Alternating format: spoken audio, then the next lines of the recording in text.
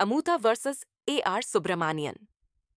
Civil appeal संख्या 2023 में यह उल्लेख किया कि जब जोड़े लंबे समय तक अलग रहते हैं और मेल मिलाप नहीं कर पाते हैं, तो यह वैवाहिक विवादों को सुलझाने में एक महत्वपूर्ण कारक हो सकता है, विशेष रूप से जब विवाह केवल एक कानूनी औपचारिकता बन गया हो और उसमें वास्तविक विश्वास या साथीपन न हो। रिकॉर्ड से स्पष्ट है कि विवाह को जारी रखने से केवल और अधिक वैमनस्य और मुकदमेबाजी होगी, जिससे दोनों पक्षों को नुकसान होगा। अपीलकर्ता का मेल मिलाप पर जोर देना अधिकतर प्रक्रियाओं को लंबा करने की रणनीति प्रतीत होता है, बजाय इसके कि यह संबंध को पुनर्जीवित करने का वास्तविक प्रयास हो। वैवाहिक विवादों में इस अदालत ने दोनों पक्षों की भलाई और गरिमा को प्राथमिकता देने की आवश्यकता पर जोर दिया है।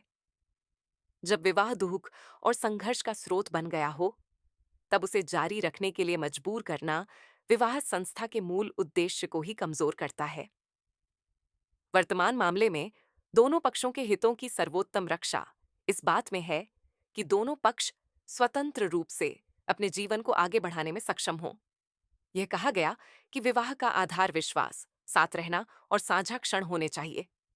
यदि ये मूल तत्व लंबे समय तक अनुपस्थित रहे हैं, तो यह बंधन अधिक एक कानूनी समझौते जैसा लगता है, बजाय एक अर्थपूर्ण संबंध के।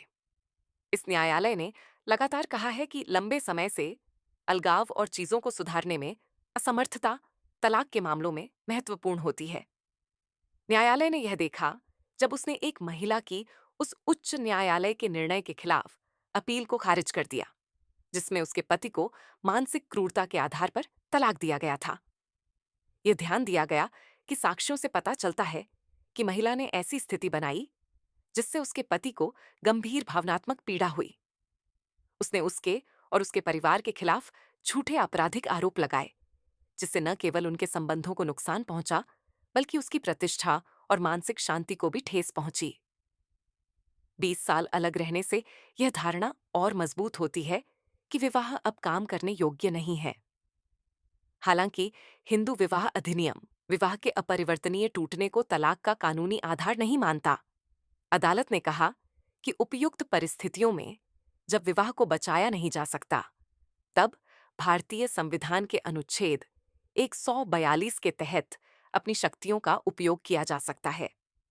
साक्ष्यों से स्पष्ट रूप से यह पता चलता है कि विवाह को बचाया नहीं जा सकता, अदालत ने कहा, जो कि जोड़े के बीच चल रहे कानूनी मुद्दों और लंबे समय के अलगाव को देखते हुए है। हाल के निर्णयों ने भारत में तलाक कानून के विकसित होते स्वरूप पर जोर दिया है, विशेष रूप से आपसी सहमति और तलाक के आधारों के संदर्भ में।